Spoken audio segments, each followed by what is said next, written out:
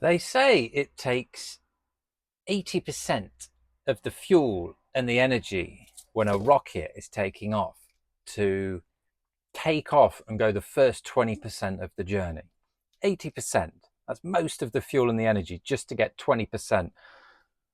And then the final 80% of the journey only needs the remaining 20% of the fuel and the energy. Momentum is what I thought about today. I've just finished a work session in the van and we're really picking up some momentum. And it's good.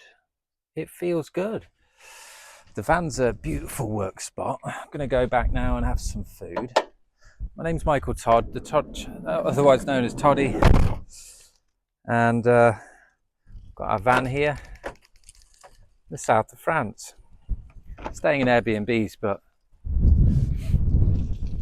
it's windy. Hopefully this windproof microphone, because we're so professional these days. I make daily videos. We're trying to launch 100 startups in 1,000 days and live a balanced life with nonconformity company. Nonconformity company. It's not about breaking the rules of the law and being a bad citizen. No, be a good citizen. Abide by the rules and the laws. But what it is about not abiding to your current self and your past self. So when you wake up every day, you're actively, consciously changing who you are and what you want your future to be. We've got the LIFEMASTER program where the headline is Rewrite Your Future.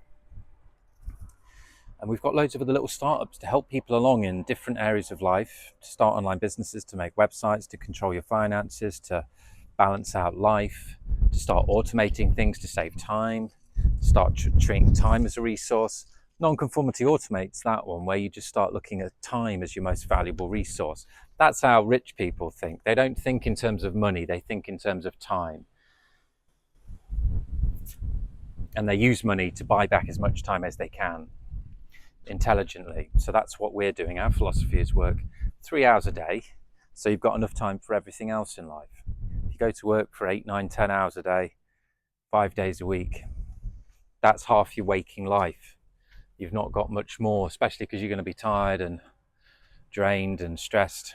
Maybe it just doesn't leave enough time for everything else, for your health, for your reading, your evolution, to manage your finances, to research, to push forward. If you're just in survival mode all the time, there's no way to look forward to the future and start designing that.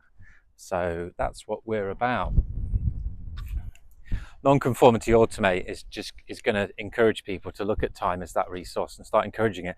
What I think I might do is mirror another little fun startup I've seen, which I've started which I've joined. It's called Indie Page, where it just profiles, connects to your Stripe accounts and brings in real-time revenue and kind of gamifies launching startups. So we've done that, and it's really motivational just to see it up there on a dashboard. I've connected 3 of the Stripe accounts. You'll see the link to it below there, so you can see all of the startups that we're running and actually what revenue they're bringing in, which is nothing at the moment. But we're pushing on and we're building momentum. We've really got into a routine. We feel good about the business. I've simplified what we're doing. We've got a plan for the 4 main websites: nonconformitycompany.com, nonconformityuniversity.com, nonconformityblueprints.com, and 100 startups in 1,000 days.com. Then we've got 12 startups we've chosen to finish by the end of this month. So we'll have 12 plus 4 is 16 websites, all finished, all singing, all dancing by the end of this month. And some of those will run themselves. Some of them will just keep adding to. Some of them will just sit there until somebody pays some money, and then that will we'll exchange our time for the money provided and expertise, depending on what service has been purchased. I think the temperature comes up on this screen here. There's an alleyway over there. So I think the act of, like, if you don't know where you're going, we've got a lot of programs to help people get started that are coming to fruition now. But just the act of, sometimes you don't feel like working, and we've been toying with this idea of kind of a flexible framework where it's not locked in all the time, but we went out this morning to the shops to stock up on some things. Bio Co-op in France, brilliant shopping experience, stress-free. It's quite quiet. So yeah, did a little bit of work late morning, had some lunch, and then I'm just doing doing some more work now. And I've got the templates for 2 of those main sites done, and I'm really feeling like getting some momentum. I was in a momentum back in while working on this earlier in the year, late last year. So it's taken a little bit of time for the cogs to get turning again, and for me to be flicking around. And the new MacBook Air is great, slightly bigger screen, mouse, and yeah, flying around the tabs and making things happen. But we're not getting too excited. I know we bought a new domain yesterday, but that's the only real one that we need for now. We've got now plenty to be going with. And I guess the timeline, we're going to be going back to the UK in September. So we've got August, September, October really. Before that's kind of end of October, I really want as many startups running as possible, but really mainly like £3,000 to £5,000 coming in from the startups. That's like our survival money that enables us to buy food, rent, and travel, etc. So that's the target for the end of October, if not before. So that seems achievable. Got some mini goals, and it's feeling good. The balance is feeling good. We're going to go to Avignon, I think, again tomorrow. Go to H&M. Exciting. And hopefully this 4.9 star pizza place Sunday should be open. The Monday, Tuesday, a lot of places close. So we've not had pizza in a while since I last had pizza, which was last time we went to Avignon, which was too long away. So yeah, we've just been in this area and just shopping really, just here and there for stuff. So we feel like a little trip, and then we've got 2 weeks left, so we might do Arles once and then maybe go to the seaside 1 week. So a little day trip once a week to get out with a van. And actually, the van does not have a bed. We could sleep in there, but it just wouldn't be nice. We could have made the sofas into like a bed as well, but we just didn't have the time to get that done. It was only 4.5 weeks to get it all done. However, the Volkswagen camper vans are very good because they have the pop-top bed. They don't have the head height, so what you can do is raise the roof electronically, slanted, and then you can put the bed up so you can actually stand in the van, and then when you want to go to sleep, you just lower the bed, and you've got this double bed on the top of the van, so you've still got use of the downstairs, and the bed's ready to go. The sheets are there, the pillows are there, you just press a button, bang, your bed is there, and then you can climb up through a hatch and go there. So I found I was aware of this because a friend told me about this, but I couldn't remember the company that it sold. So I did a little bit of research, and I found a company that for a couple of grand, they'll put a pop-top bed on any van. So for 2 grand, just because when we go back to the UK, we're going to have to stop overnight somewhere. We've stopped over 1 night in Airbnbs, and it's just exhausting because it's check-in at 4, check out by 10. You just sleep and eat. You have to bring your stuff in, and then you have to follow all their rules of cleaning everything. And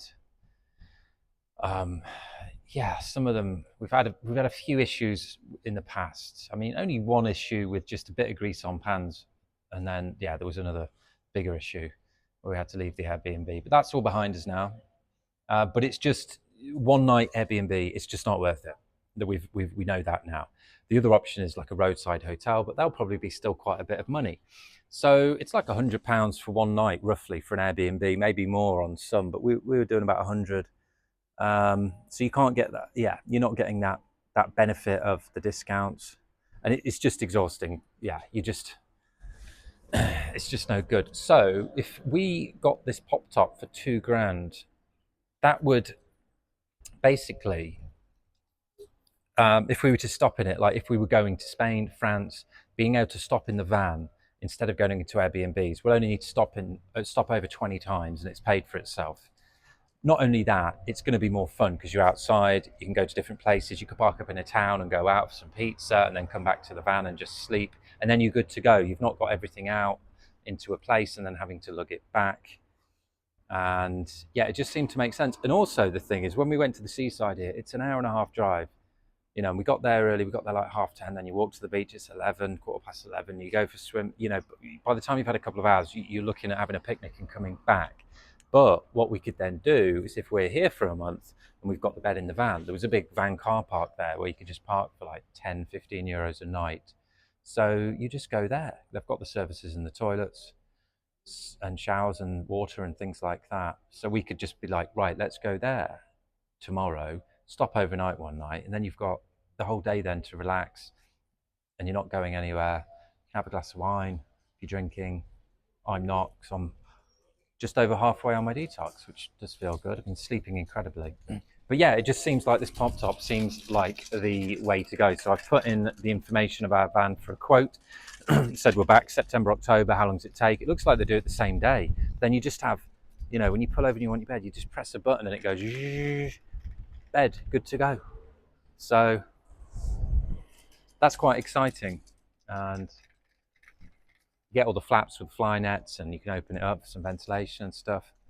So I like the sound of that. Seems like a worthwhile investment. And then really, I mean, it'll pay for itself by saving on, oh,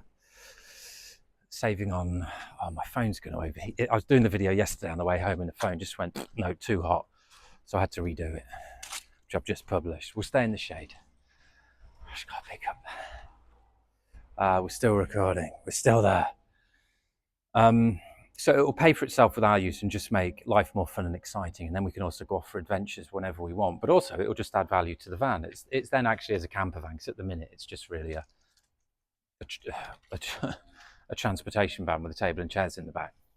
But then it would actually be a camper van. And so the value, it will add value to the van. So it is actually an investment, which we can recuperate down the line as well. So it just makes sense, doesn't it?